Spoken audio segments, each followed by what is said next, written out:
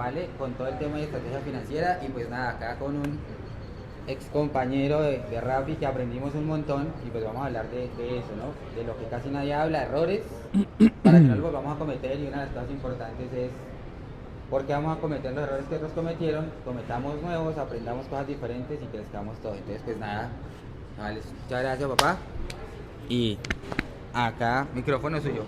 Este, pues. Que funcione. ¿Todo bien? Bueno, les voy a contar cómo no escalar una startup y como decía mi abuelita, mi hijo tanto que estudió, ¿por qué no coge un trabajo?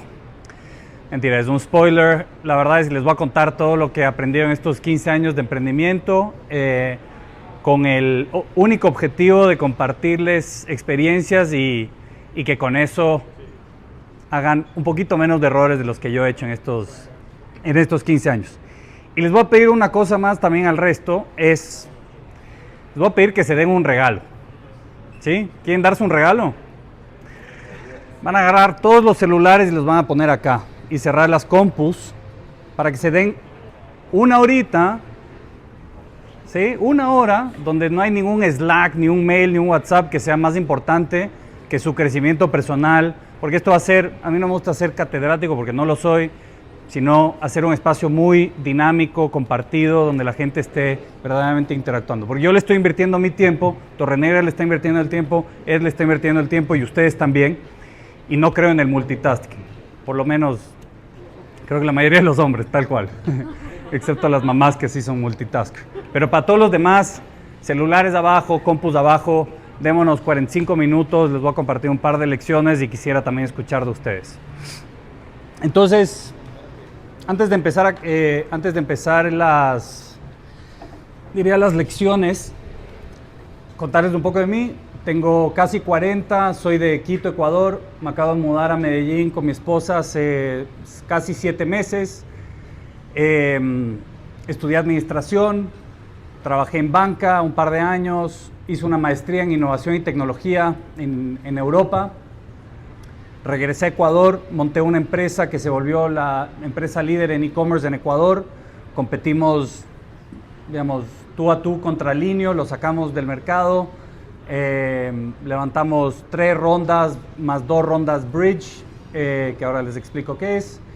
En paralelo hice una empresa de car leasing para ayudar a que los choferes de Uber y Cabify puedan ir construyendo patrimonio y no estén atados a pagar alquiler y nunca, digamos, poder salir de ese ciclo.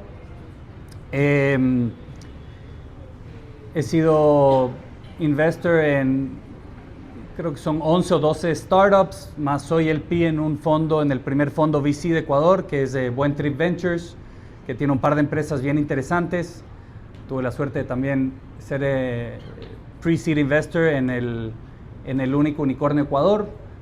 Salí un poco temprano, lastimosamente, pero igual estuvo bueno.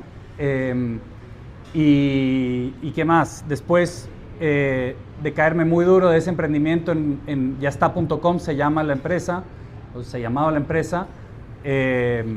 tuve la gran fortuna de rebotar rápido, de ser contratado, de tener la bendición de que en Rappi vieron que ese aprendizaje de 7 años con mi empresa era un activo muy potente,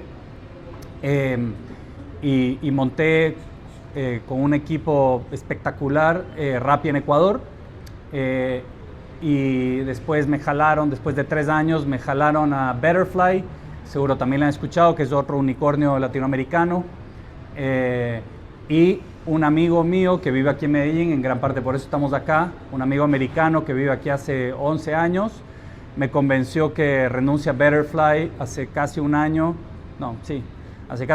para montar una empresa de inteligencia artificial. Ese es breve resumen. Así que,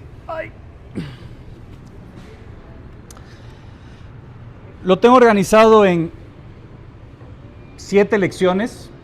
Y lo que me gustaría es, después de cada lección, cada reflexión, tal vez 1 o 2 preguntas, así lo hacemos más dinámico y no solo unidireccional. Entonces, lección 1. Enamórate del problema, no del concepto. Creo que todo el mundo lo ha escuchado miles de veces, pero hasta que no lo haces, hasta que no lo ves, es muy difícil entenderlo. Y en yesta.com empezamos en el 2012 y el concepto era, en todo el mundo hay e-commerce, ¿no? En el 2012 ya había aquí falabella.com, ya había Mercado Libre, ya había, no sé, Amazon obviamente, pero en Ecuador no había nada. Los retailers habían sido muy reacios a invertir en online. Ecuador es un mercado muy cerrado, no había, Mercado Libre no tenía ni una intención de entrar, no hay Falabella, no hay Grupo Éxito. Y para nosotros era 1 más 1 es 2. Todo el mundo quiere comprar en e-commerce y no hay e-commerce. Entonces el bridge es hacer e-commerce. Y en vez de entender qué es lo que quería el consumidor, entender cómo compra el consumidor, entender qué estamos resolviendo, cuál es el problema que estamos resolviendo verdaderamente, para nosotros fue muy básico la gente quiere comprar en e-commerce, si hacemos un e-commerce van a venir. No sé, los que son más viejos, un tocayo como yo, se acordarán la película Field of Glory, ¿cómo es?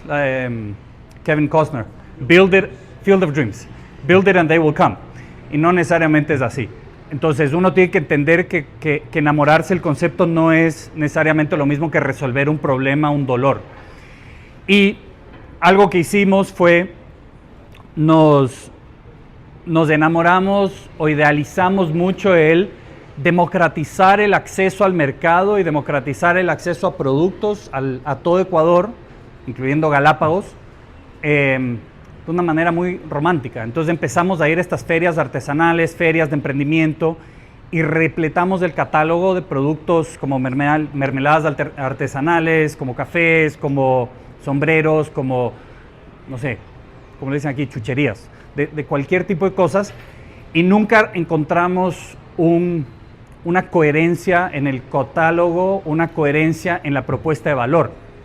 Entonces, de repente, en 3 años teníamos un catálogo de más de 50,000 productos con más de 500 proveedores. No éramos un marketplace como tal, sino nosotros poníamos el pricing, hacíamos el sorting, hacíamos la logística y todo. Pero no había una coherencia de catálogo. Es decir, había una mermelada al lado de una televisión, al lado de una cámara, al lado de un sofá. Y nunca logramos tener una recurrencia de productos.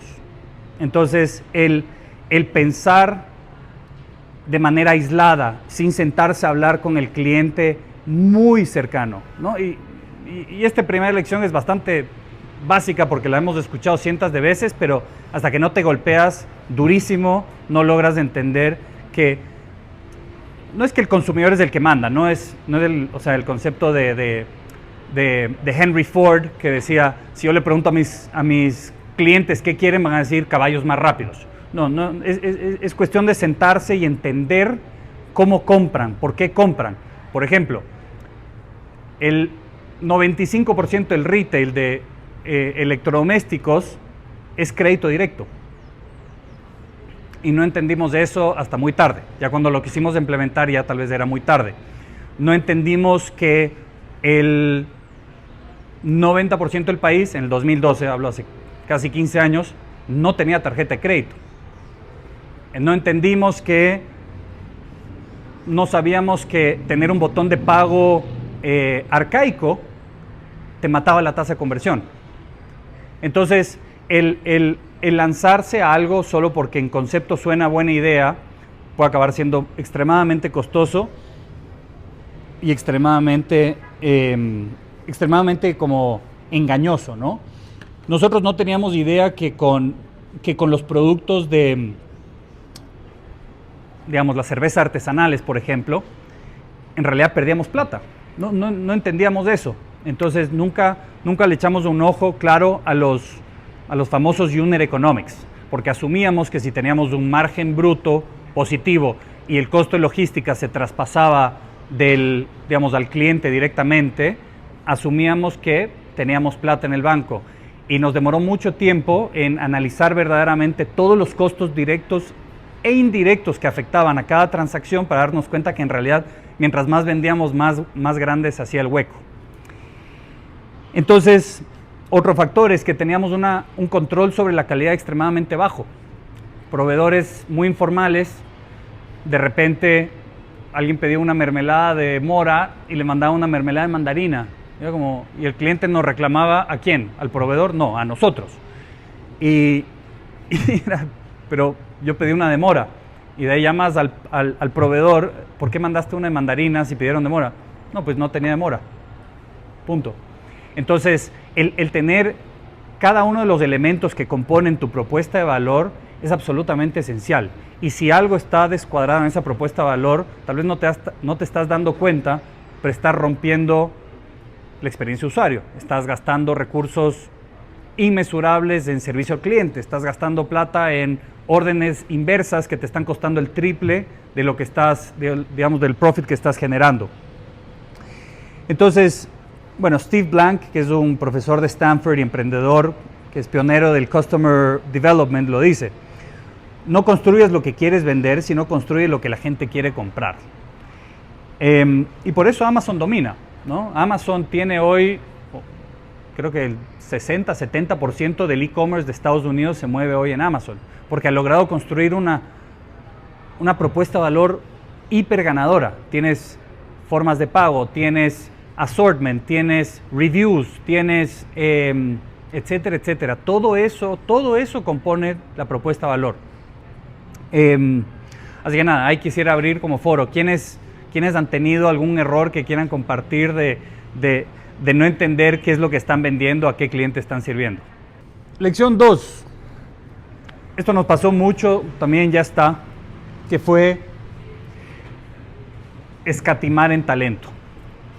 Y fue, o sea, para mí la lógica, nosotros levantamos una ronda que no había sido levantado nunca en Ecuador. En el 2014 o 15 fue la primera ronda, levantamos $500,000, que sí, nadie había levantado ese monto en ese momento, pero aún así yo tenía una mentalidad de escasez. Y no es que hay que ir y gastar y quemar la plata, obviamente, ¿no? Pero tuve una mentalidad de, ¿para qué voy a traer un CTO de, o sea, $3,000 en ese momento, cuando puedo traer 3 programadores de 1,000? Si hay tanto trabajo y hay tanto que hacer. Y pues, no sé, alguien puede ser como el líder. Y contratamos mucho como recomendación. Este amigo trabajó en el e-commerce de tal retail, y dar por sentado que porque tenía esa experiencia, pues debería ser, no sé, el COO o CPO.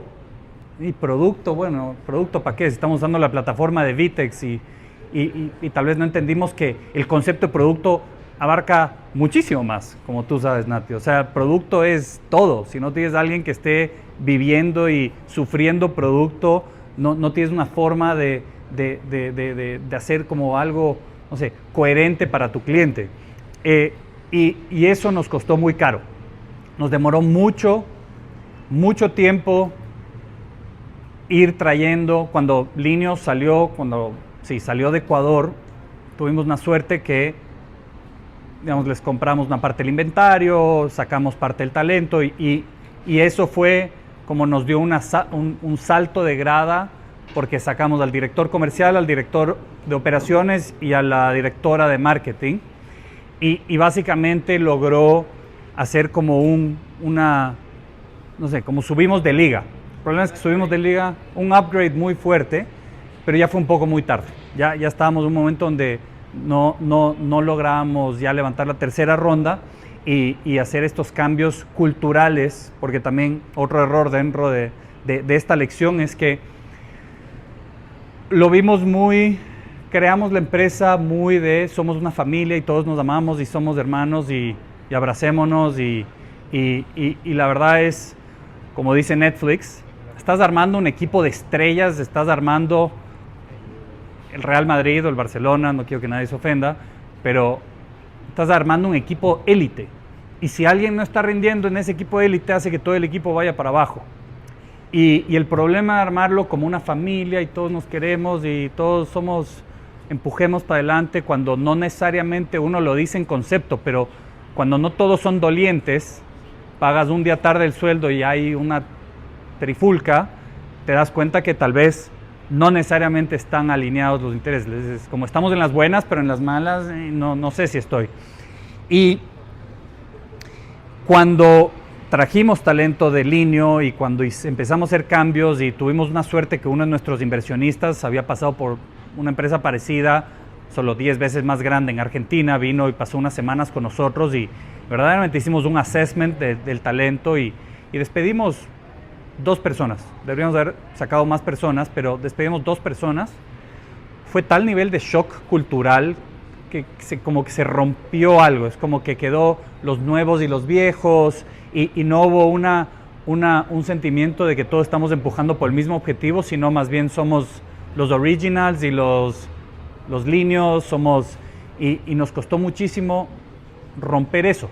Nos costó mucho hacer esos cambios de estructura porque desde el inicio nos planteamos no de somos del Real Madrid, sino nos planteamos como somos una linda familia que vamos a ferias artesanales y pues buscamos los proveedores que queremos ayudarles y no necesariamente sabemos si estamos haciendo plata, y eso fue extremadamente costoso y nos demoró muchísimo. Fue un poco too late cuando empezamos a hacer estos cambios, ¿no? Y vi una diferencia abismal cuando entré a Rappi, ¿no? Cuando entré a Rappi y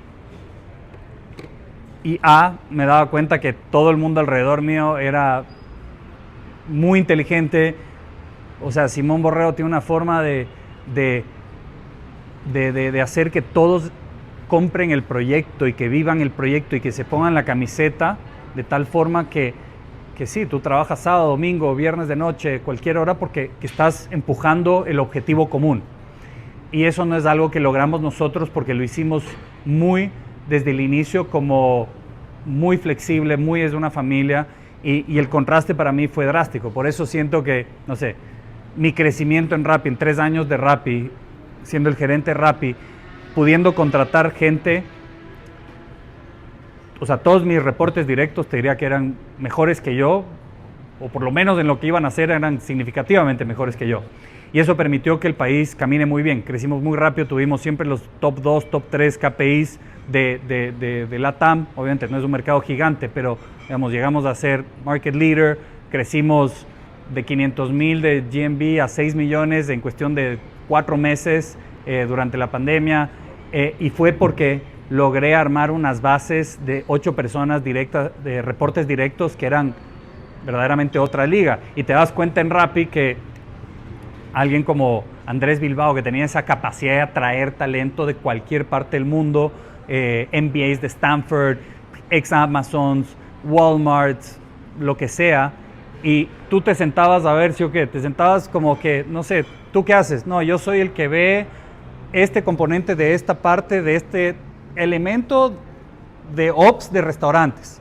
Y era un man que iba 6 años en Boston Consulting Group y 3 años de Amazon. Y eso hace que tengas una cultura de excelencia que te hace que todos vayan para adelante. A ver, este punto todo el mundo comenta seguramente, así que vamos a ver a 2 personas, pero tu cap table puede ser tu gran ventaja o tu gran peso. Creo que todos lo saben. ¿Quiénes han levantado capital para su startup? 2, 3, 4, 5, 6. Ah, ya, pocos han sido expuestos al demonio.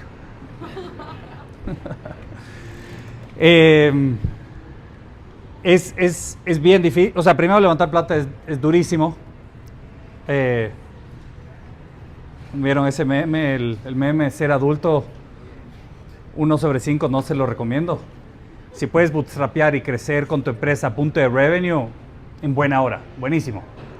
Mi socio, con el que estamos haciendo este nuevo proyecto de inteligencia artificial, una de las razones por las cuales me convencí de renunciar es porque él tiene su empresa hace 16 años, nunca levantó un dólar, es 100% dueño de su empresa, es una empresa que factura un par de millones de dólares, le deja una rentabilidad hermosa y claro, nunca tuvo ese exposure. Hay negocios que se prestan y negocios que no se prestan o sea, hay muchos negocios que necesitas velocidad y esa velocidad requiere capital y ese capital normalmente requiere que hables con inversionistas. En nuestro caso en Ya Está teníamos más de 40 inversionistas, personas naturales, teníamos un par de fondos chiquitos y fue extremadamente time consuming el tener que, digamos, tener esa dinámica. En particular creo en Latinoamérica, ahora ya hay un par de fondos, pero digamos, estoy hablando del 2012, 2013, 2014 y en Ecuador. Y si bien hubiera querido ir más hacia fondos institucionales, que son inversionistas profesionales que te pueden acompañar, que pueden, digamos, tener un puesto en el directorio, que pueden guiarte, que pueden abrir puertas, que pueden acompañar en distintas rondas, ese fue un problema muy grande para nosotros.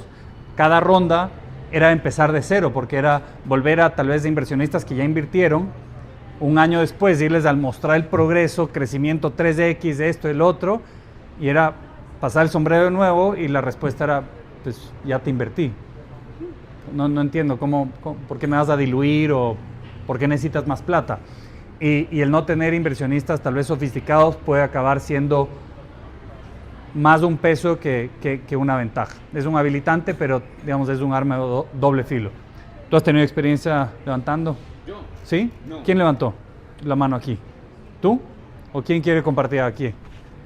¿Alguna experiencia interesante de fundraising? ¿O alguna? ¿Ah? Empecemos aquí por Alan. No, pues acá por el espíritu del Torneo Organization, que justamente más es el tema Bootstrap. Yo nada lo que quiero compartir, creo que el tema más difícil o que es difícil de entender es realmente lo difícil que es ser un fund returner, porque un fondo lo que está buscando es que tú seas esa posibilidad de regresarme todas las pérdidas más una ganancia. Y realmente, objetivamente en Latinoamérica la liquidez es casi nula, comenzando por eso, o sea, no hay oportunidad de secondaries, no hay IPOs y todo eso. No hay M&A. No hay M&A, etc. Entonces el riesgo más grande que corres como founder es que una vez que le vendes el alma al diablo vas a quedar atrapado con una empresa que a lo mejor ni siquiera va a llegar a un techo, que le suele pasar a muchas startups del Series A, y vas a quedar jodido con... Si quieres continuar, le tienes que preguntar al Board of Advisors, o te van a empujar como de güey, no, pivotea y todo lo demás. Entonces, piénselo dos veces, porque en serio que quitarse a un inversionista de tu cap table, casi imposible. Y la realidad es que como founder, aún así tengas un evento de liquidez, la mayoría de veces no te vas a llevar mucho. O sea, $5 millones después de 10 años, 15 años, como que estando ahí día y noche. No es tanto y probablemente Bootstrap lo puedes conseguir mejor. Entonces, más con la inteligencia artificial ahora. Tal cual, más con inteligencia artificial. Entonces, a menos que realmente estés convencido o convencida de que lo tuyo es un moonshot, una empresa que va a revolucionar como Nubank, como Rappi, etc., en serio piénsesela dos veces. Pero bueno, eso era. Gracias, Alan. Mucho gusto, mi nombre es David Alzate de Pagi, somos una nueva infraestructura para BNPL. Nosotros hicimos un levantamiento con Angel Investors de $30,000, no lo contamos todavía como levantar. Es levantar.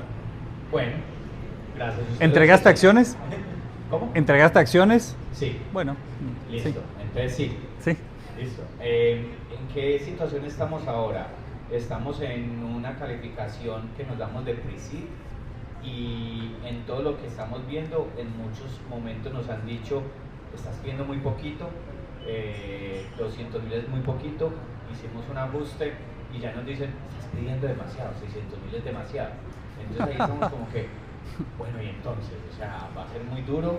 Si tenemos muy en cuenta lo que dijo el compañero del bootstrapping, tenemos una teoría que, ahí tiene dos preguntas de una vez, y es de que en el mundo que nosotros estamos... Tengo mala capacidad de retención, así que mejor una a la vez. Ok, entonces tenemos una pregunta. ¿Qué hacer en esa situación cuando tú estás levantando, pero sientes que estás en el número que necesitas, pero en un lado te dicen es muy poquito y en otro te dicen es mucho? Entonces, uno de los problemas más grandes cuando empiezas a hablar con inversionistas, todo el mundo tiene una opinión. Lo bueno es que los inversionistas más sofisticados de Estados Unidos, de Canadá, de Europa, te dicen, toma esto con un grano de sal porque es mi opinión. En Latinoamérica a veces te dicen y la opinión es la voz de la verdad. Y hay una diferencia muy grande. Yo probablemente he hablado ya ahorita con, no sé, más de 50 fondos en Estados Unidos y creo que todos son muy cuidadosos en que te dicen, en mi perspectiva, en mi experiencia, en lo que yo he visto, y siento que en Latinoamérica tal vez es más, ven, te voy a explicar cómo es esto. No hay una respuesta clara. La mejor respuesta que te podría dar es levanta lo mínimo que necesites para llegar a un milestone siguiente, a un hito, a un punto claro. O sea, ¿para qué necesito esta plata? Necesito para contratar 3 personas, para invertir tanto en marketing, para poder llegar a tanto.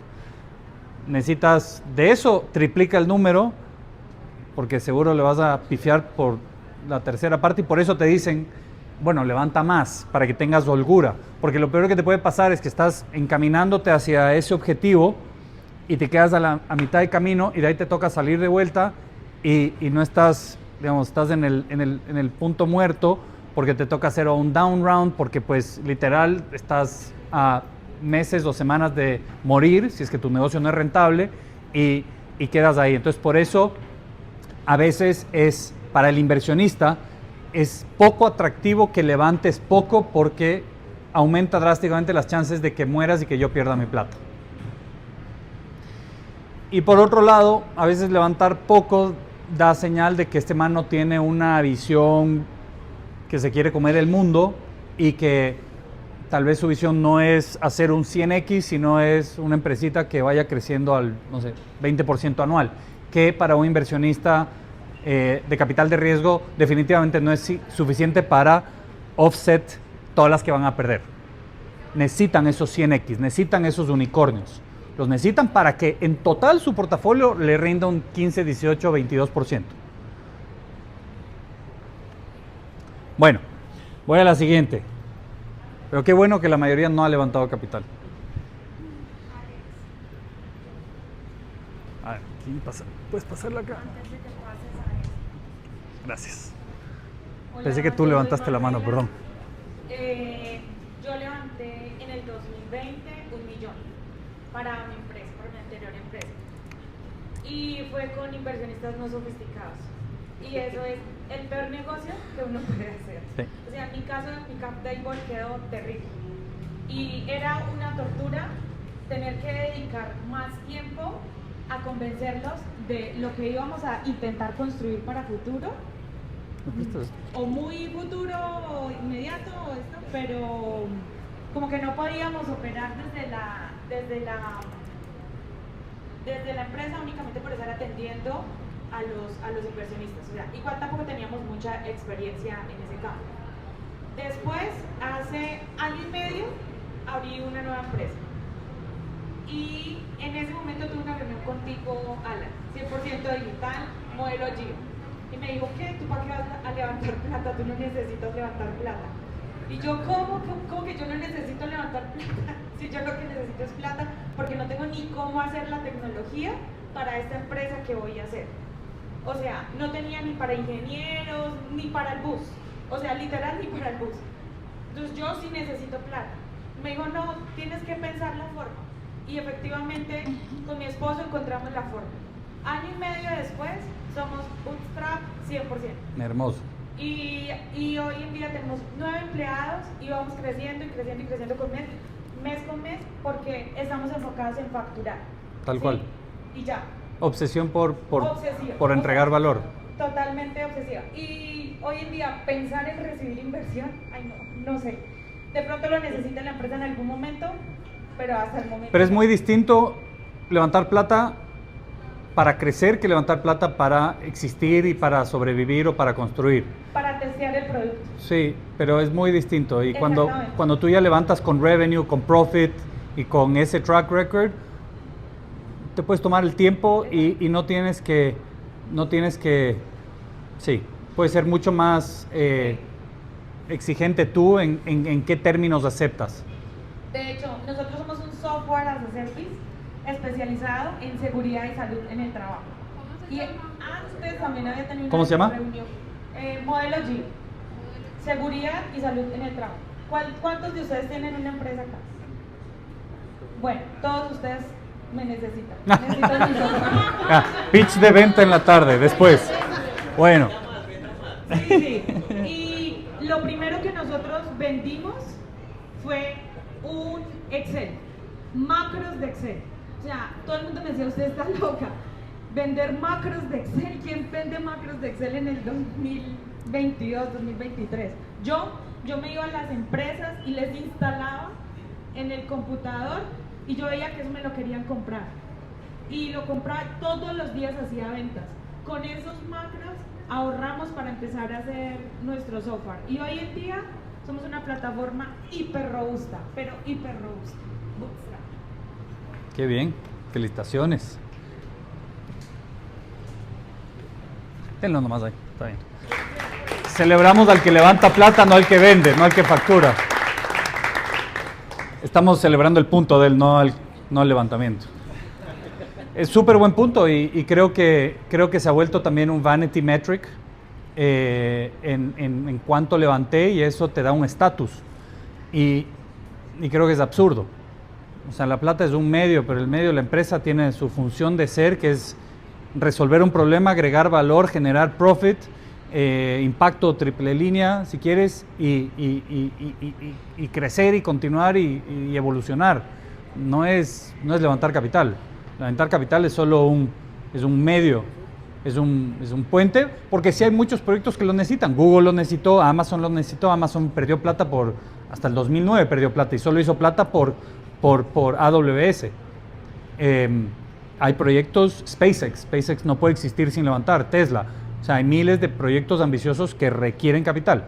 Pero hoy en día, con lo que hay de inteligencia artificial, hay millones de proyectos que puedes construir sin levantar plata, probar el concepto y de ahí levantar plata para poder hacer un 10X, pero no levantar plata para poder sobrevivir. Entonces sí, gran punto ese. Este es un punto, una lección bien corta, pero me pasó.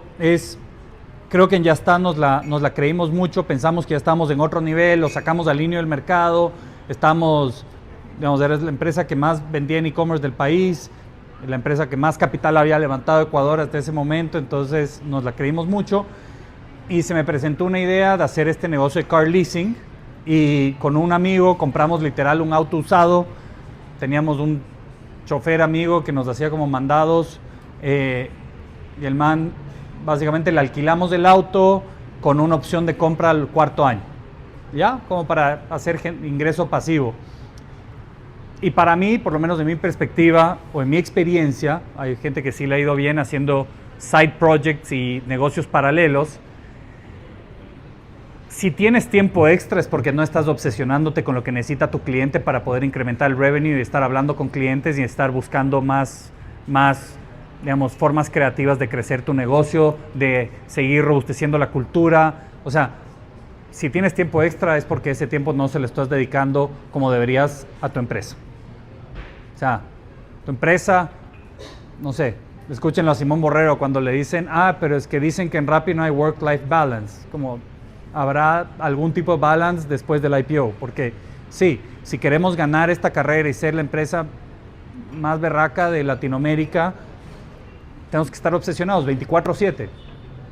Y es cierto, o sea, es cierto, sí, obviamente puedes tener un poco de balance, hay que hacer ejercicio, hay que dormir, porque pues si no estás bien, tampoco puede funcionar, digamos, ni siquiera no funcionas bien.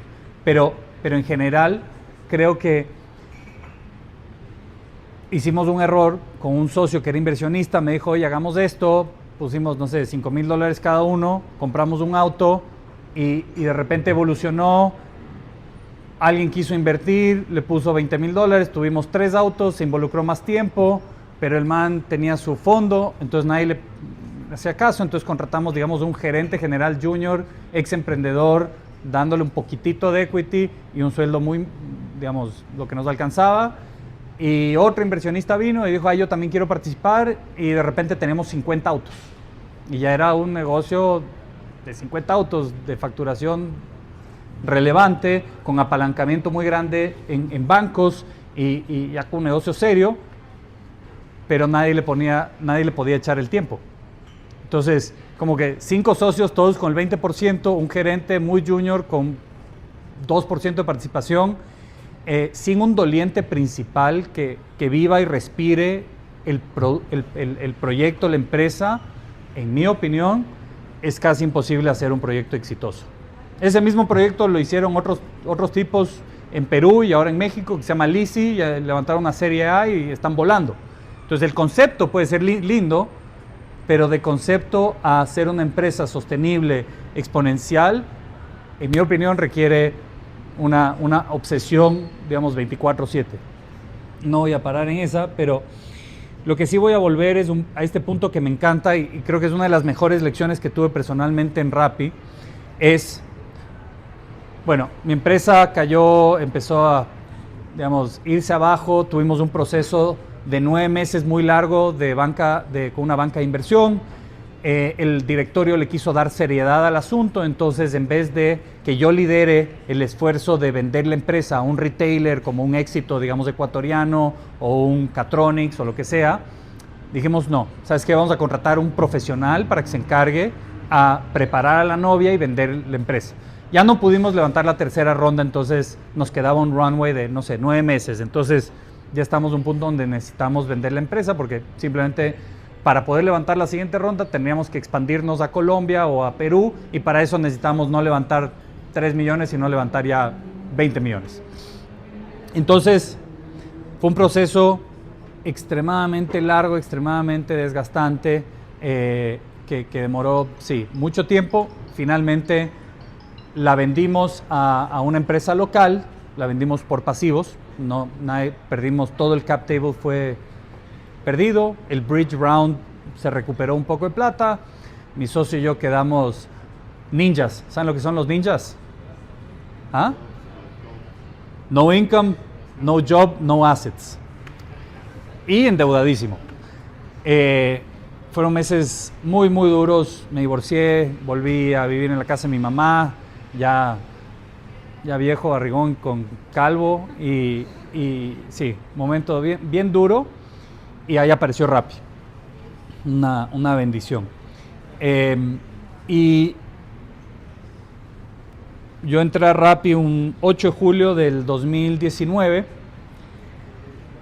Rappi había levantado la ronda de SoftBank de $1,000 millones en mayo del 2019 y cuando me contratan básicamente era, arma un presupuesto, pero básicamente hágale lo que sea que necesites para ganar el mercado.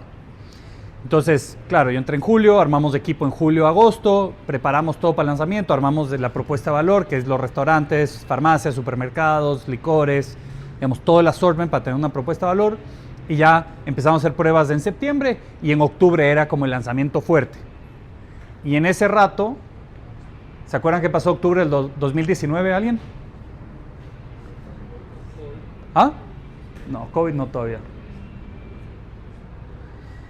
El loco de Adam Neumann voló todo lo que los $50,000 millones de valorización de WeWork se esfumaron y SoftBank reculó. ¿Se dice aquí reculó? No. Bueno, frenó a raya y llamó a todas sus empresas, incluyendo Rappi, a decir, bueno, ahora sí, sorry, pero ya no vamos a quemar más, ahora obsesionarnos por encontrar rentabilidad. Entonces yo iba a lanzar con bombos y platillos, con todo el presupuesto del mundo, y nos cortaron aquí finanzas, gracias en serio, porque fue la mejor lección del mundo, porque ganar con billetera ilimitada, pues es duro, pero es mucho más fácil que hacerlo sin plata. Entonces cuando lanzamos, básicamente nos cortaron prácticamente todo el presupuesto, toda la plata en Rappi se enfocó principalmente en Brasil y en México, los mercados chicos, pues Ecuador no existía todavía, Costa Rica tampoco, nos cortaron prácticamente a cero. Y yo lo llamaba a mi jefe, que era el gerente de expansión, Mateo, y le decía, man, pero ¿qué hago? No puedo empezar, no puedo vender. Y decía, ¿y qué es tu propuesta de valor? ¿Pero qué tienes de tu propuesta de valor? Yo decía, no, pero es que ya tengo McDonald's, ya tengo esto. Y decía, weón, veo tu app, compara tu app con la que está en Colombia. Compara el app de Rappi en Ecuador y compara el app en Lima. En Lima el market share de Rappi era el 70%, creo. Y era porque Rappi Perú hizo un trabajo espectacular de cerrar todas las exclusividades con los restaurantes top. Tener un assortment espectacular. Es decir, donde sea que tú abrías el app en Lima es enorme, tenías un sushi caro, un sushi medio, un sushi Nikkei, un sushi barato, una hamburguesa cara, un street burger, o sea, toda la propuesta de valor en todos los polígonos existía. Donde sea que pisabas, a la hora que pisabas, había licores, había farmacia, había esto, había el otro. Nosotros recién íbamos 2 meses, entonces obviamente comparás nuestra app y daba ganas de llorar. Y mi jefe me taladró tanto huevón, obsesiónate por la propuesta de valor. Y propuesta de valor es todo, porque él se metía, llegaba a Quito una vez cada 2 semanas y abría el app. ¿Quién es el account manager de Jugos Juanito? Y alguien atrás. Y yo. ¿Y me puedes decir qué tiene el jugo verde? No sé, apio. Apio. Ah, pero tú sabes, pero yo no sé, porque aquí no dice jugo que tiene apio, que tiene espinaca. Y la propuesta de valor es todo. La propuesta de valor es la descripción, los toppings positivos. Quiero que venga más salsa de tomate, más mayonesa. Los toppings negativos, quiero que saques el pickle, saques la cebolla, saques la salsa de tomate. El tiempo de entrega, las fotos. Y todo eso es muy local. O sea, digamos, Rappi es una organización, digamos, regional, pero toda esa construcción de la propuesta de valor es hiperlocal. Entonces, al no tener presupuesto, nos tocó obsesionarnos con que la app le mate a Uber Eats y le mate a Globo. Entonces, cuando nos agarró la pandemia, que fue 6 meses después, estábamos en una posición muy buena y crecimos de manera extremadamente acelerada porque teníamos todo el assortment. Éramos el único que tenía el mejor supermercado del país, éramos el único que tenía, digamos, las 2 farmacias más importantes, teníamos McDonald's, Burger King, esto, el otro. Es como que nos obsesionamos tanto en trabajar los cimientos de la propuesta de valor, desde el tiempo de entrega, el servicio al cliente, todo, que cuando ya estuvimos listos para empezar a invertir, se disparó todo. Y esa creo que ha sido la mejor lección, porque ahora ya la repito como tonto, porque es propuesta de valor ante todo. Y propuesta de valor no es solo el producto, es todo lo que conjuga alrededor de tu producto, del servicio, del tiempo de entrega, de cuando ya le vendiste, cuál es el customer response si es que tienes un reclamo. Tienes un reclamo, ¿qué vas a hacer con el cliente? ¿Cómo respondes con ese cliente? Ese cliente se puede volver o un detractor o un promotor. Entonces, diría que eso fue para nosotros, por lo menos para mí, el ser súper recursivo, apalancarnos en partnerships y obsesionarnos en cada rincón con la propuesta de valor es algo que es transversal, no es Rappi, es irrelevante si eres un negocio SaaS, si eres un negocio de AI, si eres un negocio B2B, si eres un negocio B2C, esa obsesión con todo lo que conjuga y todos los elementos que componen tu producto tiene que ser un must. Sin propuesta de valor, el marketing es maquillaje. Y tengo una más que quiero como para cerrar, pero edades promedio. ¿Quién aquí está? ¿Quién tiene menos de 30? Un tercio. ¿Cuánto? ¿Más de 40? 2, 3, 4, 5. Ya en el in-between. ¿Quiénes han sido reincidentes? Founder residente. Un tercio. Sí, serial. Bueno, también le pasó, teníamos ya cuando estábamos más avanzados en Ya Está, y finalmente trajimos un CFO que era un tipo bien ocurrido y era un coach, hacía business model canvas, era consultor de startups.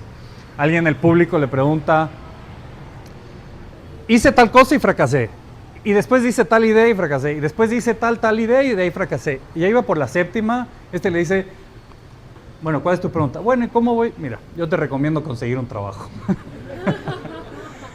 No es la conclusión. Para mí era, el reinventarse es posible.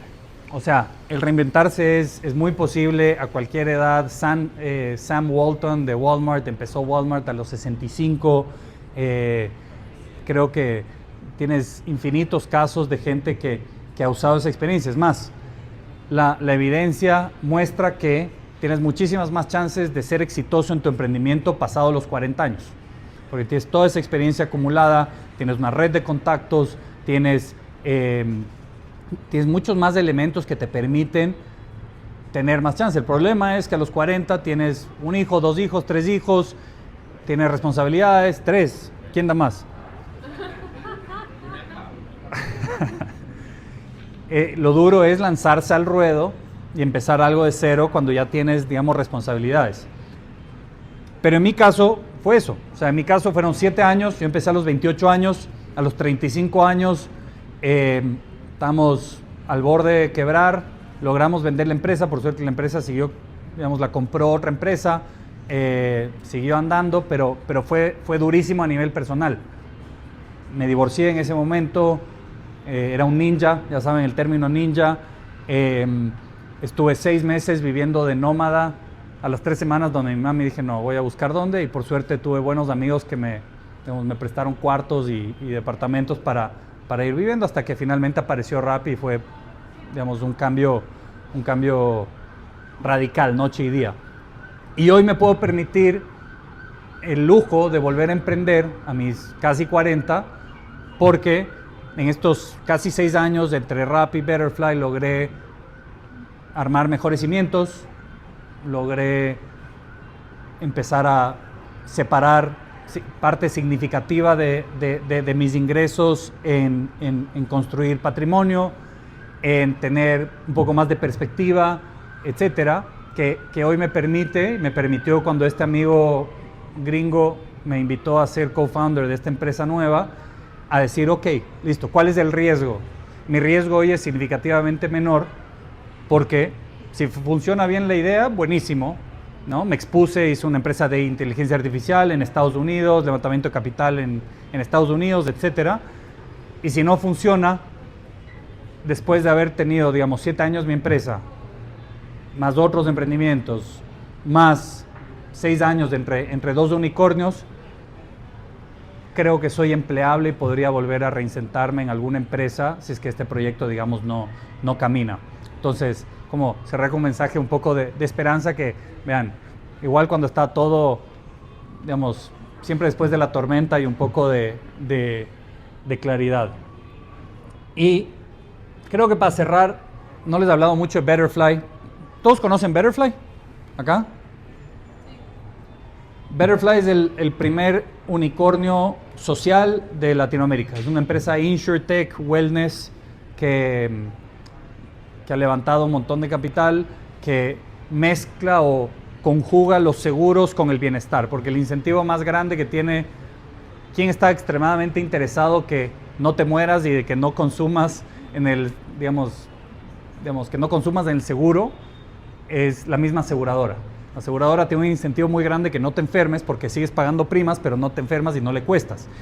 Y si no te mueres y tienes un seguro de vida, si sigues aportando y vives hasta los 90, pues te rentabilizó durante 50 años. Entonces Betterfly logró, o está buscando lograr el generar un incentivo a los buenos hábitos para bajar la chance de que te mueras o de que te enfermes. En resumen, eso hace Betterfly. Pero algo que les quiero compartir es, como lección, mucha gente cree que el propósito o el impacto social o el triple bottom line, como lo quieran llamar, viene después de que llego a un cierto punto. Yo voy a empezar a donar el diezmo o algo cuando llega a ganar tanta plata. Y en realidad es al revés. El dar es un catalizador de crecimiento. Y esto lo dice Eduardo Lamayora, que voy a leer su quote, pero el dar no es un acto de caridad, es la mejor estrategia de crecimiento personal y colectivo. ¿Sí? La responsabilidad social, digamos, es una estrategia de vida. ¿Y por qué me gusta invertir mi tiempo en estos espacios? Es porque si es que colectivamente entregamos nuestro tiempo a mentorear, a apoyar, a invertir en otros startups, el efecto es multiplicador, ¿sí? O sea, lo que quiere hacer rápido, la misión, si le escuchan a Simón, es transformar la región latinoamericana a punta del emprendimiento. Somos la región que tiene la mayor tasa de emprendimiento. Leído entre líneas, somos la mayor, digamos, tasa de desempleo, ¿no? ¿Cuánto es de emprendimiento voluntario y cuánto es de emprendimiento forzado? Y en realidad si podemos dar, ¿sí? Lo que por lo menos me enseñó mucho Betterfly es que el poner el propósito en el centro de la ecuación es un catalizador, porque permite que tú puedas alinear mucho mejor los intereses de los distintos stakeholders y que eso sea el habilitante del crecimiento. En el caso de Betterfly es muy simple. Tú cuidas de tus hábitos y cuidas de tus hábitos, te dan puntos y esos puntos los redimes a causas sociales, árboles, agua, etcétera. La empresa tiene un incentivo de pagarlo porque si tienes colaboradores que duermen mejor, que se ejercitan más, que son más productivos, que son más colaborativos, tienes una empresa mucho más, digamos, más saludable, y la aseguradora tiene un incentivo gigantesco de también pagar una parte de esto porque pues si no te enfermas le eres un cliente muchísimo más rentable. Así que sí, quiero cerrar con eso. Tengo un par de puntos de discusión si es que quieren abrir tema de conversación, pero depende del tiempo que tengamos, Alan. Así que muchas gracias.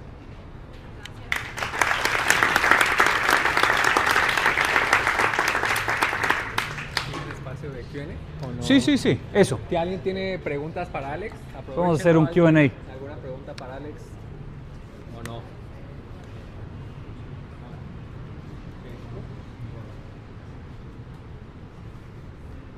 Pues, ¿les gustó, güey? No tiene... ¿Alguien tiene preguntas abiertas sin problema para Bueno, muchas gracias a todos. Un gusto compartir con ustedes y acuérdense, give back. Devuelvan siempre a los emprendedores. Muchas gracias a todos por Gracias, asistir. maestro. Les recuerdo Oye, un súper aviso bien. parroquial, por favor, no se vayan sin escanear ese QR. Va a haber una rifa de boletos para Starco, para personas seleccionadas. Ya ven que estás acá, hay que Una foto. hablar más seguido. Es el primer punto. Y 2 Ah, segundos. sí.